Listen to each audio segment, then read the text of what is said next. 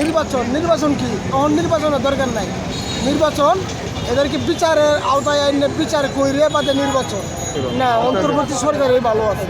যেমন নির্বাচন কি দরকার, যে ডাক্তার ইউনূস থাক না 5-7 বছর, সেই নতুন সরকার আমরা দেখি নাই। আমরাই দেখছি জাতীয় পার্টি, আওয়ামী লীগ, বিএনপি, কিন্তু আমরা দেখি নাই জামাতকে সরকার দেখি নাই, ডাক্তার ইউনূসকেও সরকার দেখি নাই।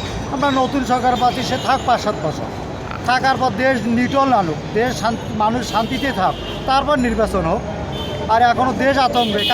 এই যে কালকে দেখলাম যে ঢাকা যে ছাত্ররা মারামারি, ছাত্রে মাথা ফাটা আসছে, কিন্তু এরাই যে মাথা ফাটায় আমাদেরকে দেখবে কি? আমরা তো এখন কোনো আইনের সহযোগিতা পাচ্ছি না, রাস্তাঘাটে খেয়াপ পাচ্ছি না, আমরাই চলিত পাচ্ছি না ভাই। আপনি আগে নাগরিক হিসেবে বলতেছেন আগে দেশ ঠিক করে তারপর নির্বাচন। জোর জুলুম এখনও বন্ধ হয় না, জোর জুলুম বহাল তবিয়তে আছে, দুর্নীতি অনিয়ম এখনও বহাল তবিয়তে আছে। তবে আমি এইটুকু শিওর, এইটুকু আমি একদম ছোটোখাটো দেশের একজন নাগরিক হিসাবে এইটুকু বলতে পারি আপনাদেরকে, মানে বলা যায়, মানে আপনি যদি নির্বাচিত সরকার আসে তার একটা জবাবদিহিতা থাকে জনগণের কাছে।